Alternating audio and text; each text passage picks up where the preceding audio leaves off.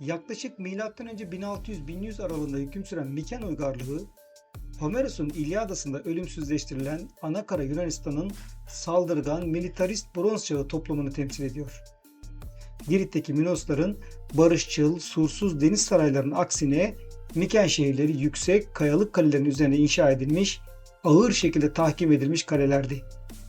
Bu savunma mimarisinin mutlak zirvesi, Miken Kalesi'nin anıtsal ana girişi olan Aslanlı Kapı'dır. Şehrin surlarının genişlemesi sırasında M.Ö. 1250 civarında inşa edilen Aslanlı Kapı sadece bir yapı mühendisliği şaheseri değil, aynı zamanda Avrupa'daki en eski anıtsal kabartma heykel örneği ve sofistike bir kraliyet propaganda anıtıdır.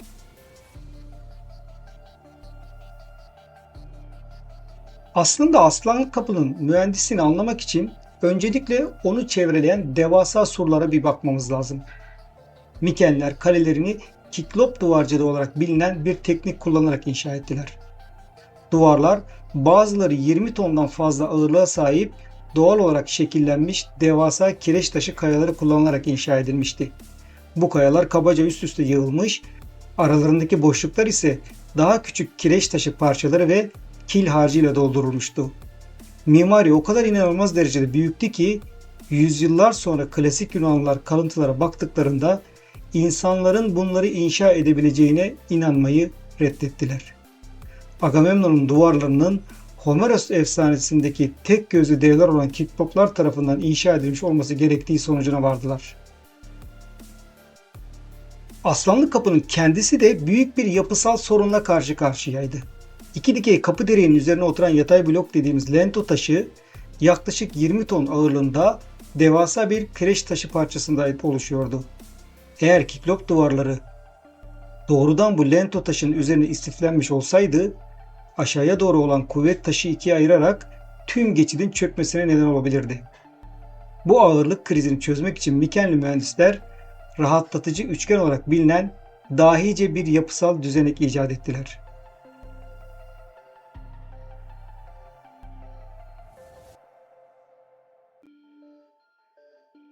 Ustalar ağır duvar bloklarını düz bir şekilde döşemek yerine lento üzerindeki taşları çıkıntılı bir şekilde yerleştirdiler. Her bir ardışık duvar taşı katmanı hafifçe içeriye doğru iterek doğrudan geçidin üzerinde içi boş ters bir V şekli oluşturdular. Bu üçgen boşluk duvarın aşağı doğru olan ağırlığından kirişi tamamen kurtardı, muazzam yapısal yükü dışarı doğru kaydırdı ve güvenli bir şekilde dikey pervazlara ve aşağıdaki ana kayaya doğru itti.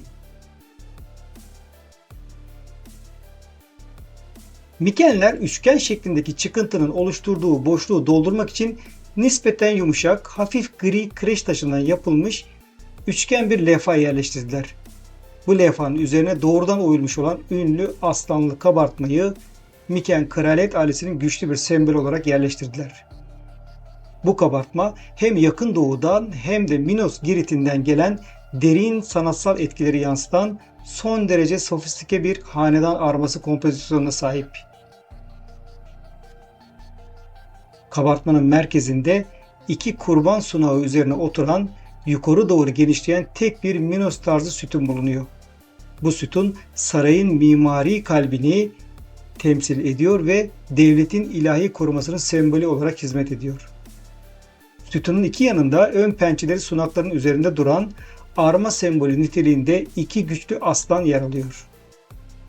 Vücutları gergin, kaslı bir profilde yakalanmış olup sarayın ilahi bir koruyucuları olarak görev yapmaktadırlar.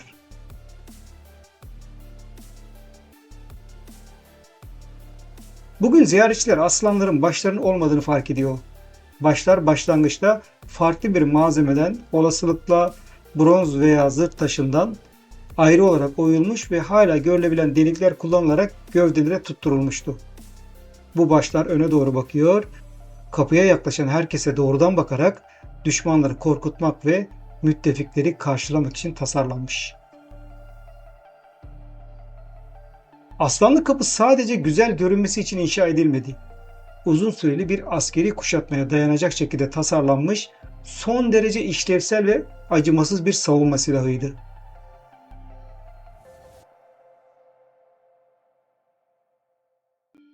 Saldıran bir ordu kapıya doğru düz bir hat halinde ilerleyemezdi. Mikenler geçidin sağ tarafına devasa çıkıntılı bir taş burç inşa ettiler. Kapılara ulaşmak için işgalci bir ordunun dar, kapalı bir taş koridordan geçmesi gerekiyordu. Saldırganlar ileriye doğru hücum ederken bu düzen onların sağ taraflarını, ellerindeki kalkanlarla koruyamadıkları taraflarını yüksekte kale duvarının tepesinde konuşlanmış Mikenli savunmacılara karşı açıkta bırakmaya zorluyordu. Yaklaşma yolu saldırganların ağır ahşap kapılara dokunmadan önce yukarıdan oklar, mızraklar ve devasa kayalarla adeta bombardımana tutulduğu ölümcül bir bölgeydi.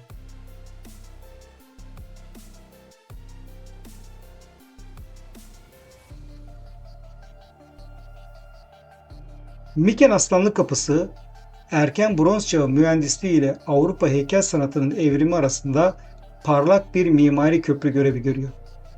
Kiklop taşlarının ham, savunma gücünü, üçgenin hassas matematiksel fiziği ve hanedan heykellerinin sanatsal inceliğiyle kusursuz bir şekilde birleştirerek Miken'in usta mimarları zamansız bir geçit yarattılar.